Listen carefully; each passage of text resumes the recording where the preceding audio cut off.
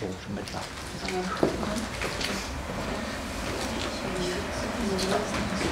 Bon, aujourd'hui donc nous allons parler d'économie circulaire. Plutôt c'est Quentin Daman qui va en parler. Il était étudiant en Master 1, moi, l'année dernière. J'ai trouvé son travail particulièrement intéressant. Ce que je trouve également intéressant, c'est que c'est un étudiant. Je dis ça, c'est parce qu'on pense toujours que la recherche, c'est des gens qui sont surdiplômés et qui travaillent et qui font la recherche. Je pense que c'est faux. Je pense que les étudiants sont parfaitement capables de rechercher. L'idée, c'est pas que vous faites 5 ans d'études et puis après, vous travaillez, sous-entendu, on arrête de réfléchir. La réflexion elle commence le premier jour de la première année et elle se termine jamais. Voilà, les architectes les plus intéressants sont les architectes qui éprouvent tout ce qu'ils peuvent trouver au cours de leur recherche dans la construction. Voilà. Donc maintenant je laisse la parole à Quentin et nous nous retrouvons tout à l'heure. Merci. Donc voilà, comme l'a dit Grégoire, je vais donc présenter ce projet qui a été réalisé en un semestre et encadré par Philippe Simon et Grégoire Bignet. Ce sera une présentation qui prendra, je pense, 30-45 minutes.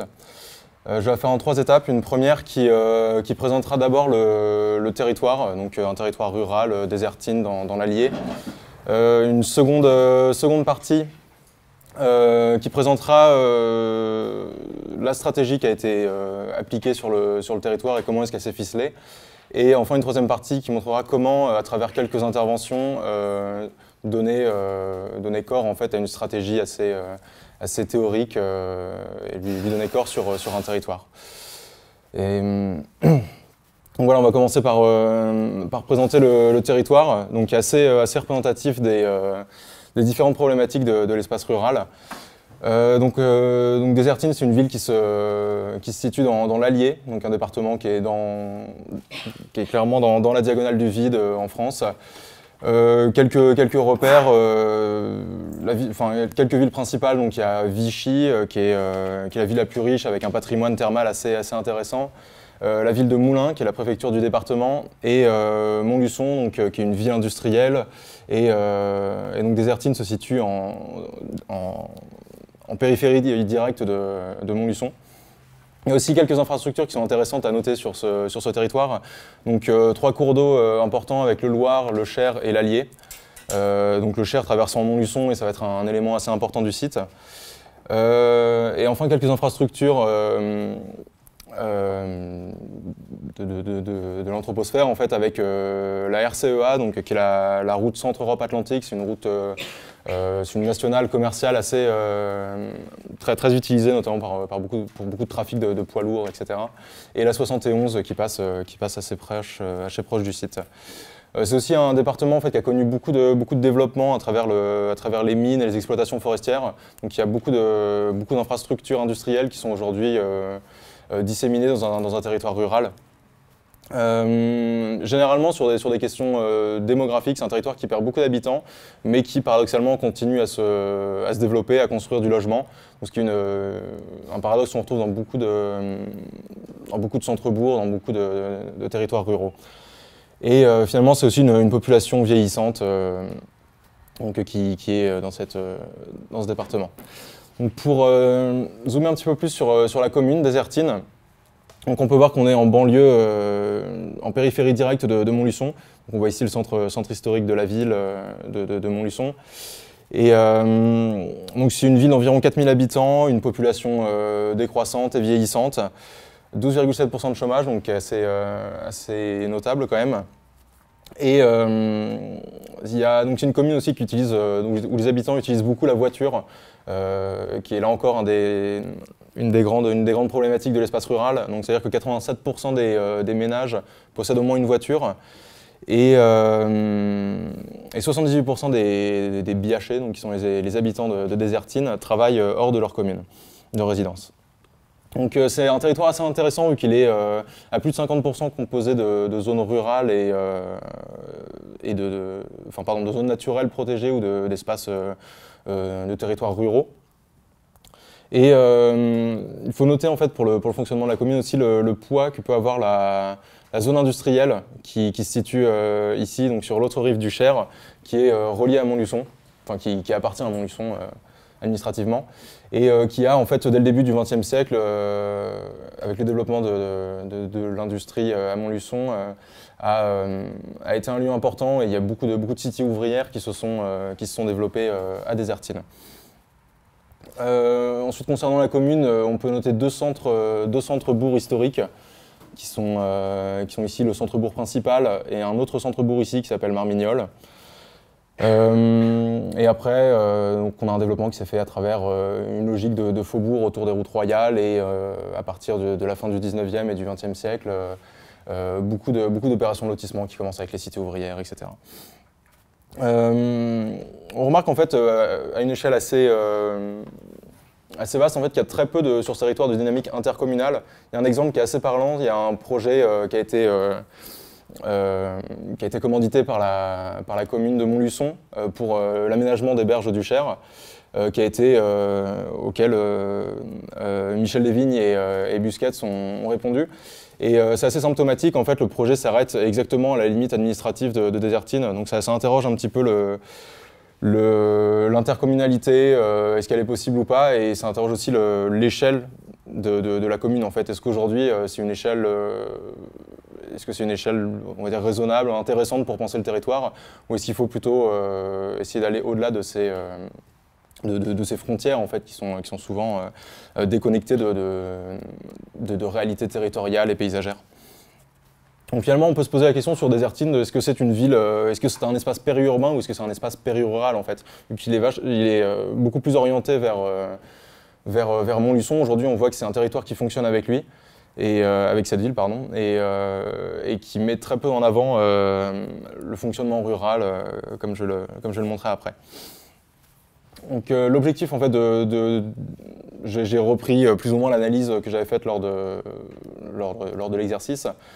Et donc l'objectif était de dégager des problématiques qui sont liées à ce territoire en étudiant les différentes dynamiques qu'il y avait eu à travers le temps et sur plusieurs thématiques, donc que ce soit le paysage, le parcellaire, le bâti.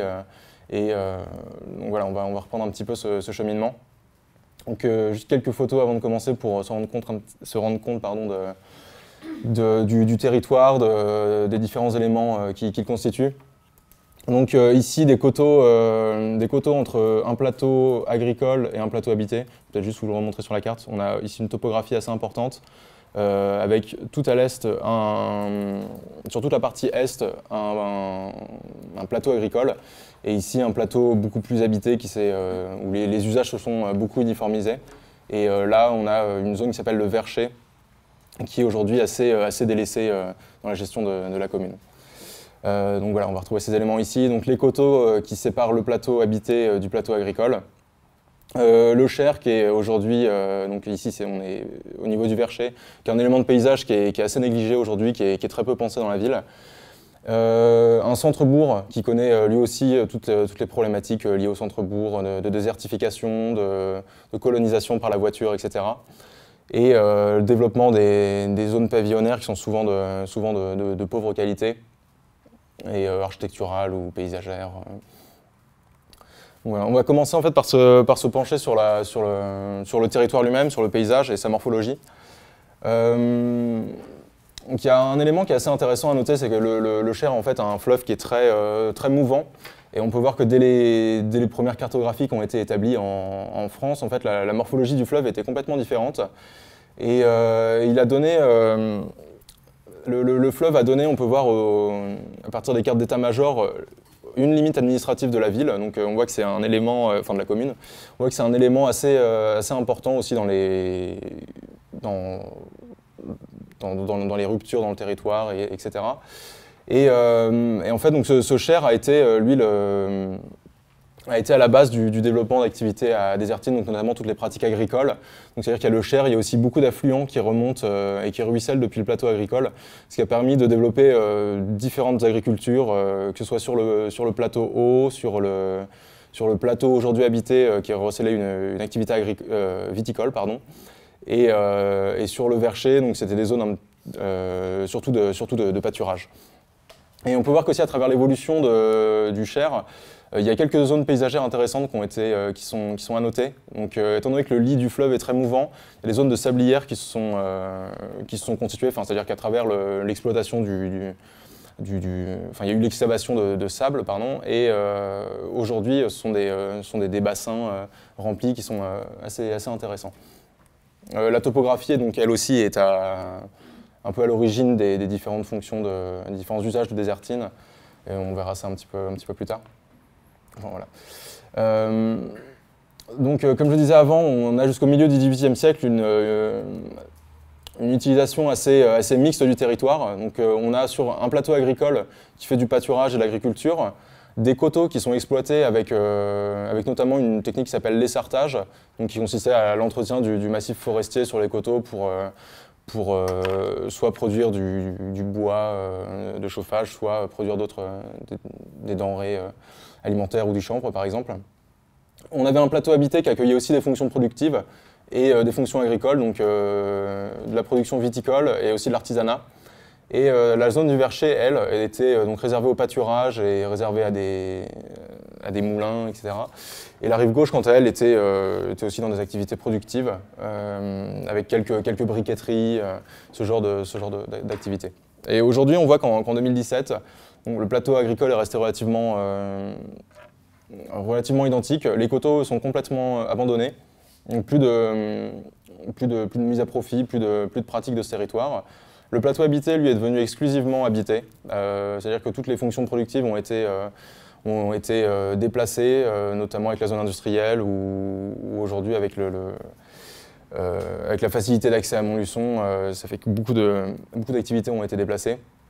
Le Vercher, donc juste à côté du Cher, sert lieu aujourd'hui de terrain de sport, plus ou moins valorisé dans la ville et plus ou moins utilisé. Et donc sur la rive gauche, la zone industrielle qui s'est développée. Donc voilà, je vous ai mentionné l'essartage, qui était un ancien savoir-faire pour permettre une pratique du territoire, rendre le territoire plus praticable. Aujourd'hui, en fait, on voit que aux endroits où donc les terrains étaient essartés, donc c'est-à-dire sur les coteaux entre le plateau agricole et le plateau habité, et il y avait un petit peu d'essartage aussi au niveau du Vercher. On voit que ce savoir-faire étant oublié, en fait, ce sont des terrains qui restent aujourd'hui en jachère et qui sont très peu utilisés, mais qui surtout en fait forment une limite très imperméable entre les différents éléments paysagers, donc entre le plateau agricole, le plateau habité et le Cher. Donc aujourd'hui, c'est des paysages déconnectés qu'on peut remarquer sur le territoire. Et ça se traduit aussi par une déconnexion entre les différents acteurs du territoire. Étant donné qu'il n'y a plus de mobilité facile entre ces différents éléments, on a d'un côté des agriculteurs ou des exploitants agricoles, généralement, qui sont déconnectés du plateau habité, un plateau habité qui est renfermé sur lui-même, et du coup une zone industrielle qui, elle, est juste, qui n'est pas vraiment habitée, hein, qui est simplement pour l'activité. Donc voilà, ici encore quelques images où on peut voir que jusque dans les années 40, les coteaux étaient essartés, donc on voit que le territoire est beaucoup moins en jachère et utilisé. Il y a quelques typologies qui s'étaient développées avec ce territoire, qui sont notamment la maison viticole, qui était directement orientée vers son paysage, vers son territoire, vu que directement lié à l'exploitation agricole. Ici une image donc, du plateau agricole qui est relativement haut sur le territoire et déconnecté. Et voilà encore une image du Cher. Ensuite, je m'étais penché sur la question du cadastre, en fait, qui reflète assez bien les différentes dynamiques paysagères, territoriales, d'implantation, etc. Il y a beaucoup de logiques qui peuvent être imbriquées et qui se déroulent en parallèle ou à des temps différents. Donc j'en ai juste ici relevé quelques-unes qui sont assez intéressantes. Donc la première était un zoom au niveau du Cher, où en fait on voit qu'avec le mouvement du Cher, il y a eu un mouvement parcellaire assez intéressant, enfin assez fort, quoi. Des parcelles qui sont plus exploitables aujourd'hui. Il y a eu un mouvement de territoire. Un deuxième cas qui est celui des plateaux agricoles, du parcellaire agricole, qui reste relativement stable à travers le temps. Alors, juste pour information, les deux cadastres sont un cadastre napoléonien vers 1810 et l'autre le cadastre national de 2017. Donc le parcellaire agricole, lui, est relativement stable, et ce qui montre aussi une certaine pérennité de l'activité agricole sur le territoire, malgré les épidémies de phylloxéra ou des choses comme ça. Après, une autre évolution en fait, reflète assez la logique générale et consiste en la subdivision du parcellaire viticole qui était présent, et que ce soit donc, et notamment sur le plateau habité. Et l'opération presque la plus symptomatique de ce territoire, c'est ces opérations récentes de restructuration assez violente du territoire, donc à travers les logiques parcellaires, les opérations parcellaires, où donc, on a une intervention assez brutale qui sort en fait des logiques précédentes du territoire. Le sol est complètement réécrit et s'abstrait un peu de toutes les logiques qui étaient jusque-là présentes. En ce qui concerne aussi le parcellaire, il y a quelque chose d'assez intéressant à noter, qui étaient en fait des poches non construites à l'intérieur de ce qu'on pourrait peut-être appeler des îlots pavillonnaires. C'est-à-dire que on peut prendre, voilà, ces quelques exemples ici, où tout le bord de l'îlot est construit, donc avec juste du pavillonnaire. Et en fait, il y a beaucoup de parcelles en cœur d'îlot qui sont elles non construites et qui pourraient certainement être un potentiel pour ces zones-là, et qui ont aussi beaucoup de qualités paysagères dans le territoire. Alors si on se penche un petit peu sur l'évolution du bâti, donc, on a en fait donc, deux centres-bourgs qui sont à l'origine de la commune, donc le centre-bourg principal de Désertines et Marmignolles ici. Ensuite, on a eu donc une logique de développement de tissus un peu faubourienne autour des routes royales. Et on peut déjà voir en fait, le développement de quelques cités ouvrières ici. Et par la suite, on voit qu'il y a des opérations, donc, des opérations pavillonnaires qui se développent et qui, à partir des années 50, perdent énormément de leur qualité architecturale et même territoriale. Donc c'est vrai qu'aujourd'hui, elles apparaissent comme par exemple ce lotissement-là, elles apparaissent comme un élément posé au milieu de nulle part. Ensuite, concernant le tissu bâti, j'avais souhaité relever un petit peu tous les édifices et les ensembles urbains qui pouvaient avoir une valeur patrimoniale, qui pouvaient certainement,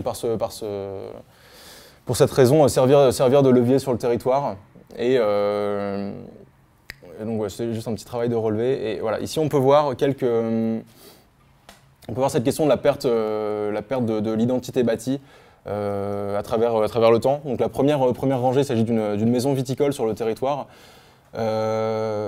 Ensuite, on passe à la maison de centre-bourg, les typologies plus faubouriennes, typologie ouvrière, le pavillon des années 50 et jusqu'au pavillon actuel. Et on peut voir à travers beaucoup de détails, que ce soit sur les toits, les fenêtres, les murs, etc., que moins en moins d'attention n'est portée à la qualité architecturale, enfin, en tout cas involontairement peut-être, hein, mais en tout cas on perd une identité bâtie qui était assez forte sur le territoire.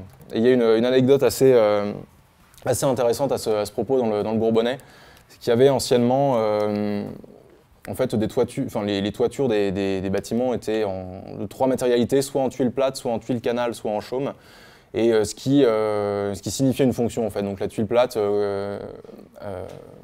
correspondait à de l'habitat, la tuile canal correspondait à la fonction productive, et le toit en chaume était pour les bâtiments en rapport avec le bétail, le pâturage, etc.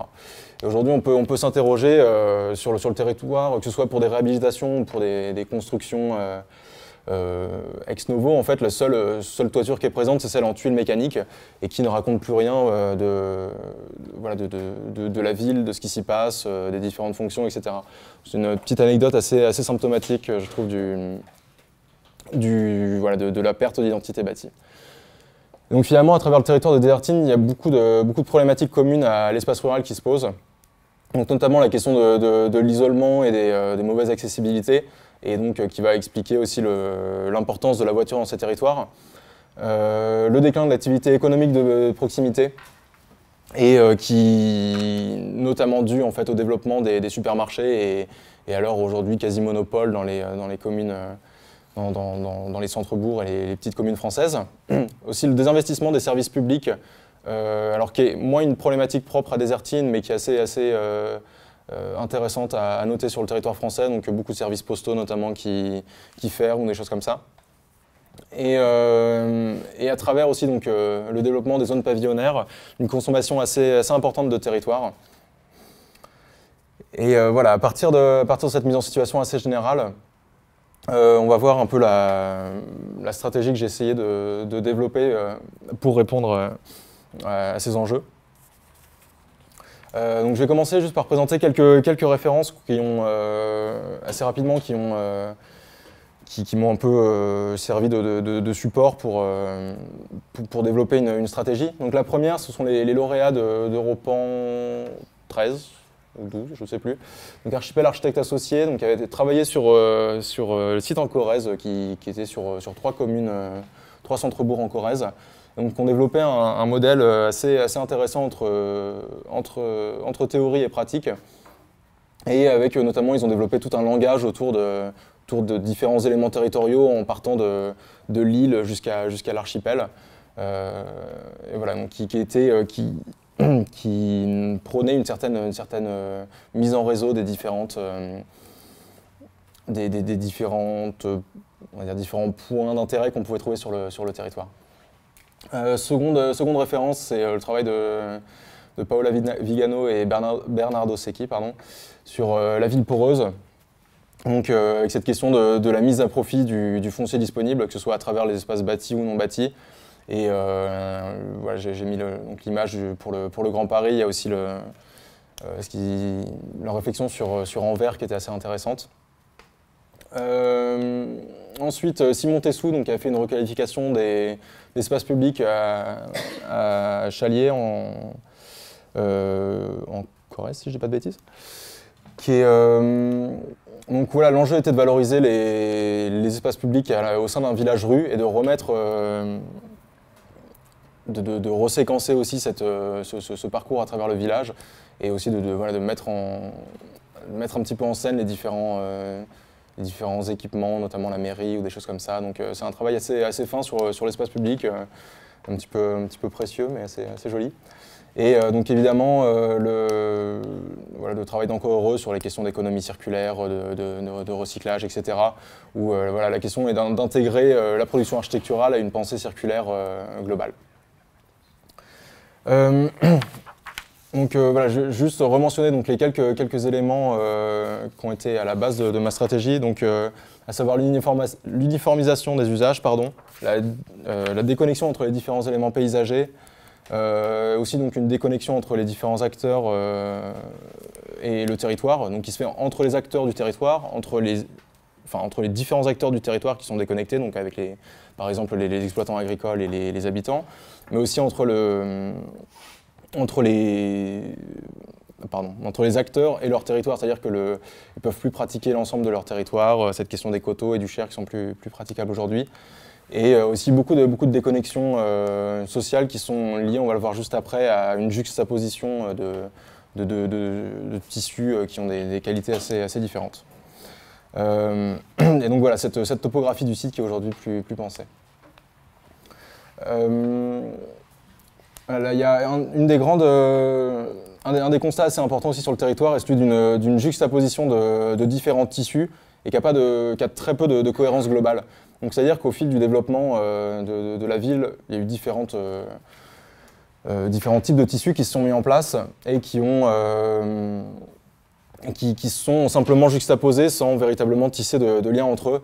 Malheureusement, on voit peut-être très peu sur cette image, mais on peut voir ici, donc, par exemple, des centres-bourgs, le tissu faubourien, des zones pavillonnaires. Il y a aussi quelques équipements dans la ville qui restent des objets qui restent un peu des ovnis sur le territoire, qui sont posés à des endroits parfois assez hasardeux.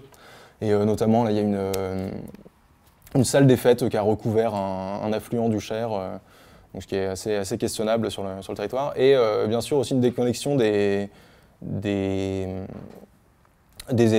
espaces ruraux, des espaces non bâtis, donc avec les coteaux ici et le plateau agricole.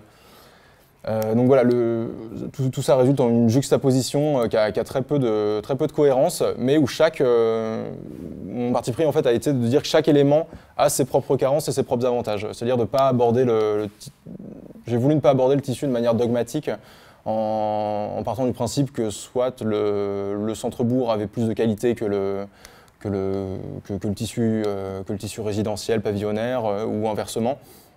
Donc dans un premier temps, je me suis penché sur presque un listing des qualités et des carences de chaque tissu.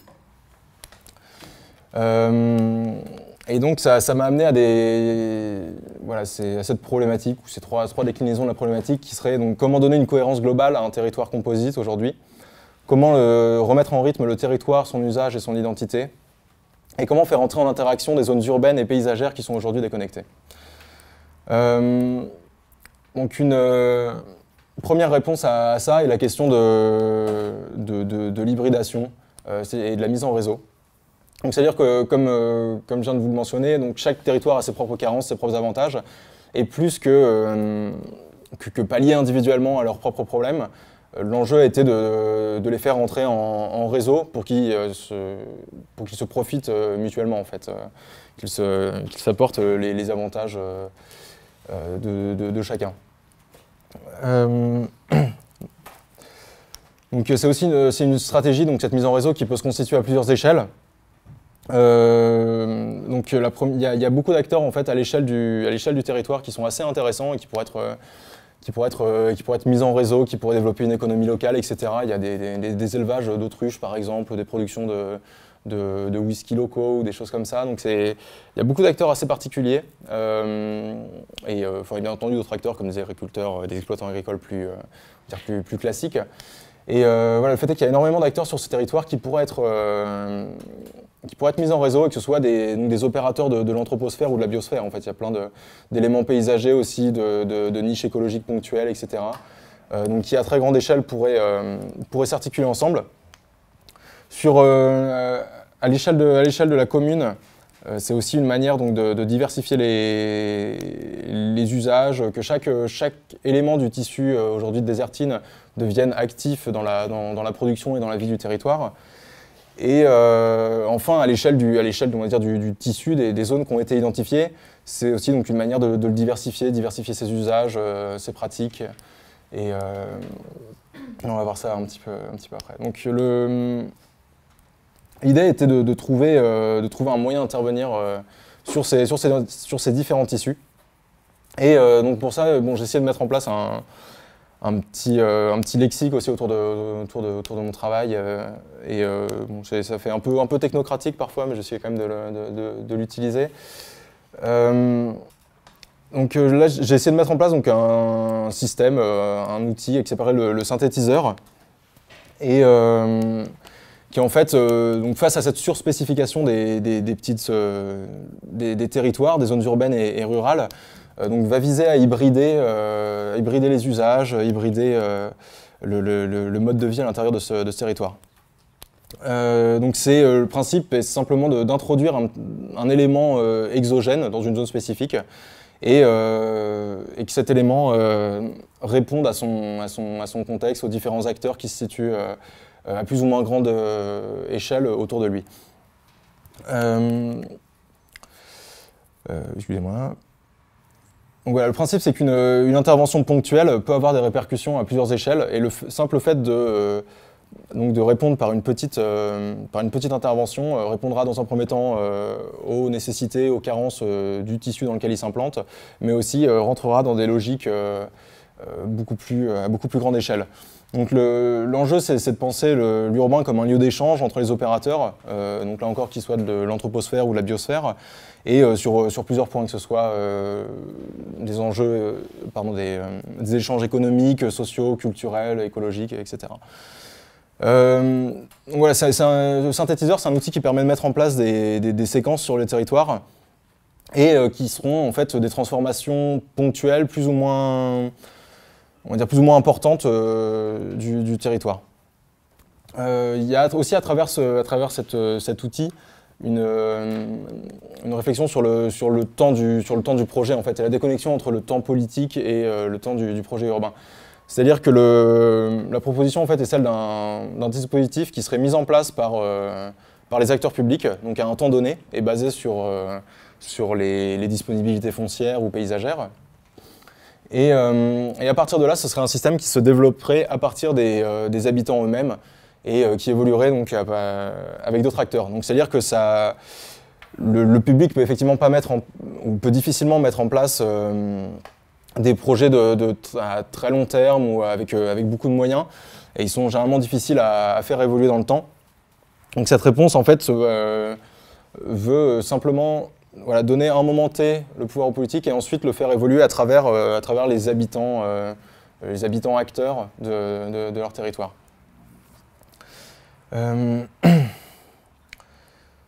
Et c'est aussi donc un système qui permet de limiter la maîtrise foncière nécessaire pour les opérateurs publics. Donc finalement, ces synthétiseurs en fait, se veulent des déclinaisons autour d'un thème spécifique. Donc là encore, ne pas répondre de manière dogmatique à un territoire. Et si leur fonctionnement est basé sur les principes d'économie circulaire, etc., l'idée c'est donc ce qui leur donne un cadre, une certaine cohérence, l'idée c'est de ne pas répondre par des logiques formelles qui seraient toujours les mêmes, mais qu'au contraire, il y a des enjeux très différents sur ce territoire et qu'ils ont besoin de réponses spécifiques à chaque fois. Donc il y a cependant en fait quatre règles d'or qui sont à respecter pour développer un synthétiseur, qui serait donc la mise à profit des opportunités foncières et paysagères, impliquer l'habitant comme acteur citoyen de son territoire, de mettre en place un programme évolutif établi en concertation, donc qui pourrait être un moyen aussi de pérenniser l'économie circulaire, de la faire évoluer et donc de l'inscrire aussi dans des logiques à long terme, et aussi donc construire en partie avec des matériaux locaux pour répondre à une question de perte d'identité du territoire. Et voilà, donc c'est, comme je l'ai mentionné rapidement précédemment, donc un système qui permet de répondre au décalage entre un temps politique et un temps urbain. Donc là encore, l'idée c'est d'amorcer le système via les acteurs publics, via les opportunités foncières foncières et paysagères qui sont déjà présentes sur le territoire, et dans un second temps, de voir comment le réseau prolifère. Et de façon beaucoup plus patiente, on va dire, donc selon les acteurs, les différentes initiatives qu'ils prennent, etc. Et donc finalement, donc, je vais faire 3 zooms, on va dire, pour démontrer comment ce système-là pourrait fonctionner sur différents territoires, sur différents tissus de ce territoire.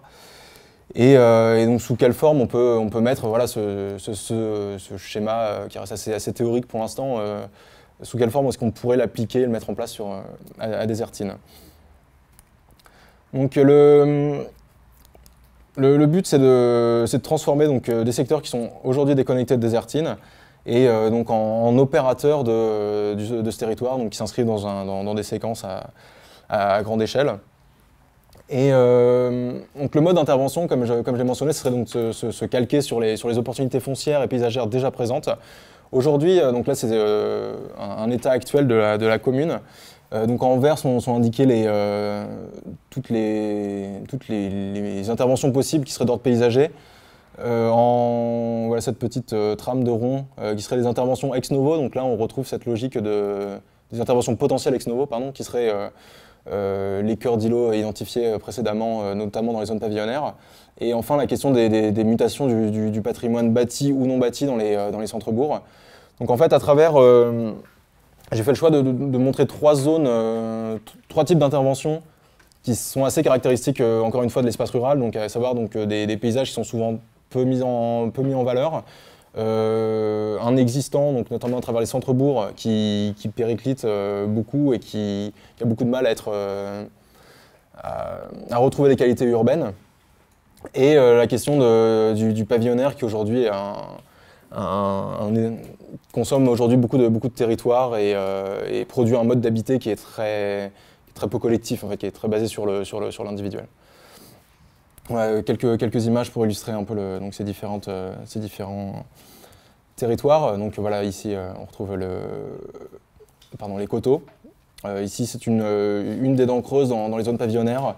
Et là une photo du centre-bourg un petit peu délaissé, plus trop habité. Donc premier zoom sur lequel je vais me pencher, ce sera celui des coteaux.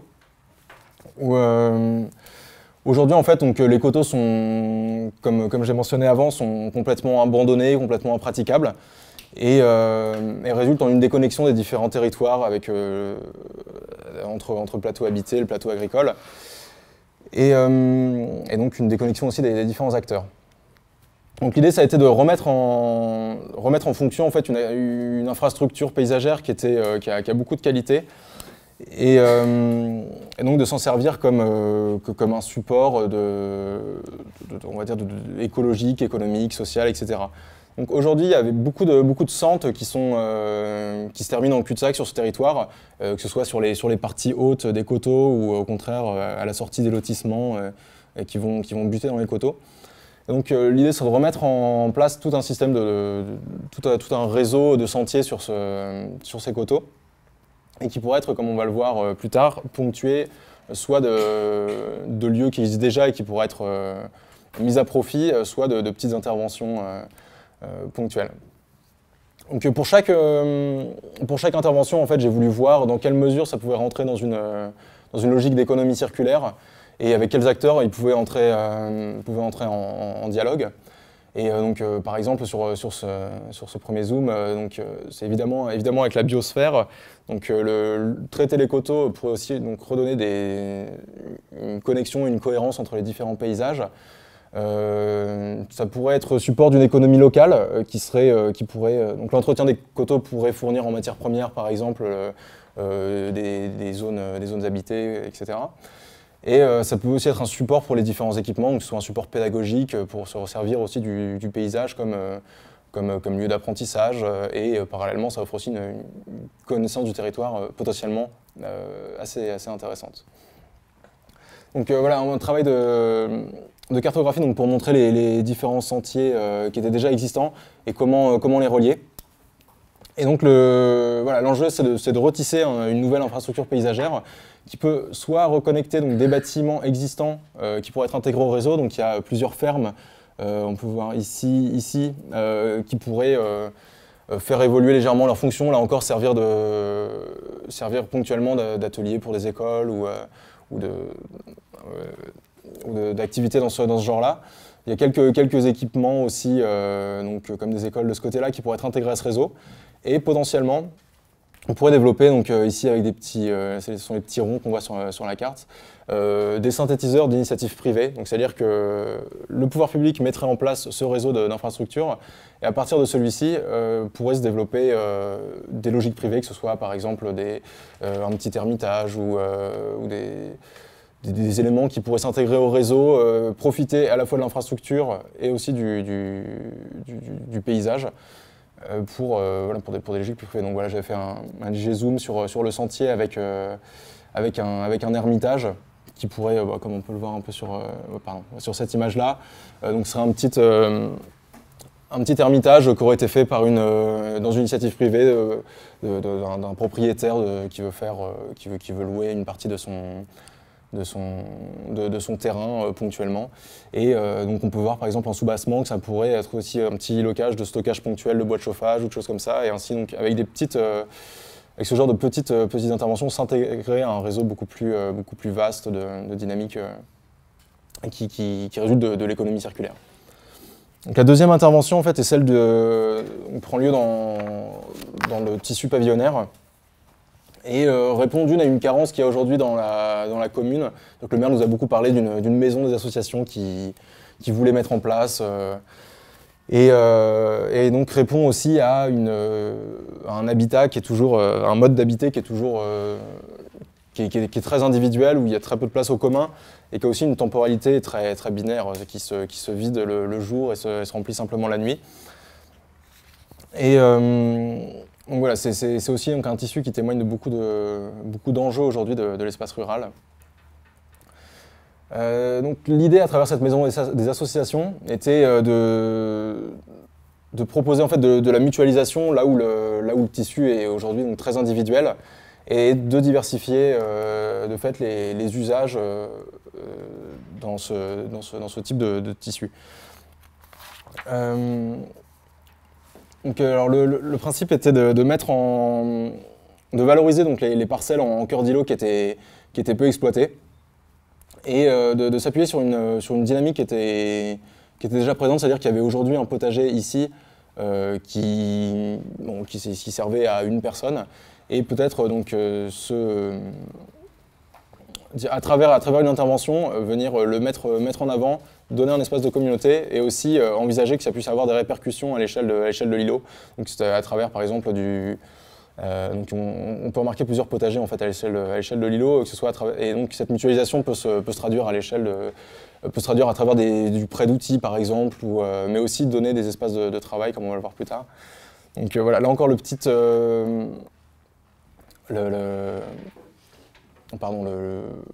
schéma des différents opérateurs qui rentrent en jeu ici. Donc le premier étant évidemment la zone résidentielle où donc il y a une intention de la transformer, de lui donner une dimension collective et du coup cette intervention pourrait permettre de proposer une activité professionnelle et associative. Il pourrait rentrer aussi par exemple en réseau avec les coteaux, dans le sens où il pourrait y avoir donc un apport de bois de chauffage à travers l'entretien du massif forestier, etc. Et à travers la valorisation du cœur d'îlot, on pourrait avoir une diversification des supports de biodiversité. Donc, le troisième exemple serait la question des zones d'activité, où donc cette petite structure pourrait être on va dire un petit point de relais de recyclage où chaque habitant vient déposer ses déchets à recycler. Et donc ce qui pourrait avoir aussi le contrepoids de créer de l'emploi dans des zones d'activité et de l'emploi qualifié, ce qui aujourd'hui manque beaucoup dans ces espaces ruraux.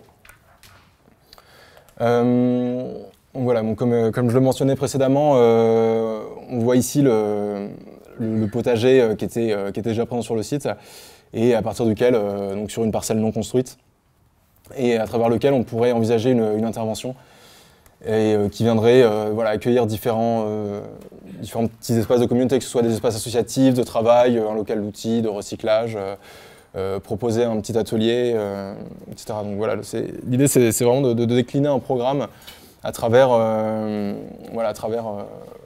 des espaces mutualisés qui sont aujourd'hui une des grandes carences et une des grandes problématiques de ce genre de mode d'habiter. Et la troisième intervention, qui est celle en centre-bourg, où l'enjeu là est de reconquérir ce tissu qui est complètement délaissé, qui devient difficile à réhabiliter et qui coûte très cher à réhabiliter. C'est-à-dire que c'est effectivement beaucoup moins cher d'aller acheter une maison dans du tissu pavillonnaire plutôt que de réhabiliter avec les normes actuelles, avec toute aussi la difficulté que ça peut avoir architecturale en fait, de la typologie même de ces habitats, de ces bâtis. Donc la réhabilitation devient assez compliquée et comme j'avais rapidement mentionné précédemment, c'est aussi des zones qui sont très colonisées par la voiture. Et on voyait tout à l'heure effectivement que la place de l'église, qui était un des seuls espaces publics de la commune, se transforme juste en parking en fait. Donc voilà, l'idée c'est de répondre à ces différents enjeux. Et donc redonner aussi un poids au centre-bourg et donc à travers les qualités qu'il avait déjà auparavant, c'est-à-dire que c'était le lieu du commerce de proximité, donc avec tout ce que ça implique aussi d'interaction sociale, économique, etc. Et donc cette intervention en fait est simplement la réhabilitation d'un petit bâtiment et de l'espace public qui est en regard. Et l'enjeu est de valoriser donc les structures bâties et non bâties. Et ce petit commerce en fait ce sera une coopérative à partir faite par les différents agriculteurs et que je vais expliciter le fonctionnement juste après. Et donc il pourrait là encore profiter directement dans un système d'économie locale en envisageant donc des systèmes par exemple de vente directe et de coopératives agricoles qui pourraient être mises en place sur le territoire. Il pourrait profiter au centre-bourg dans le sens où il redonne un espace public à un commerce, donc un lieu de proximité, un lieu de sociabilité qui fait aujourd'hui défaut. Et c'est aussi donc une manière pour les habitants de Désertine de retrouver un lien on va dire social, un peu, pas très joli comme mot, mais entre les différents acteurs, entre agriculteurs et habitants, etc. Et donc alors voilà, ce système de coopérative en fait est aussi une réponse à une offre commerciale, on va dire une offre commerciale qui est à l'abri de la menace des grandes surfaces, donc qui a effectivement fait disparaître tous les commerces de centre-bourg, et où là on pourrait avoir par exemple une partie d'épicerie fine, donc qui vendrait des produits, une partie épicerie fine, pardon, avec des produits qui seraient toujours présents, et des produits agricoles qui seraient vendus au jour le jour. Et les systèmes de coopérative pourraient fonctionner à travers, selon le modèle suivant, c'est-à-dire qu'un agriculteur viendrait, un exploitant agricole de la coopérative viendrait par exemple un jour par semaine ou toutes les 2 semaines selon les structures. Donc c'est-à-dire que c'est aussi une manière de faire vivre le commerce qui serait le commerce ne vivrait pas plutôt des aides publiques ou des choses comme ça qui peuvent parfois être mises en place dans les centres-bourgs, dans les communes, pour essayer de conserver un minimum un tissu cohérent, un tissu avec des qualités. Donc c'est une réponse aussi à la difficulté de conserver ce type de commerce dans ce tissu. Et voilà, donc pour conclure, donc à travers ces 3 exemples, l'idée était de démontrer comment pouvait fonctionner donc un système, une stratégie qui était à la fois, qui était avec des échelles transversales à la fois à très petite échelle et à très grande échelle, et donc montrer que différents opérateurs peuvent, là encore à différentes échelles, entrer en résonance et participer à la mise en place d'un réseau. Et donc voilà, ces trois exemples essayaient aussi de montrer comment répondre à des problématiques à la fois spécifiques et très communes à l'espace rural.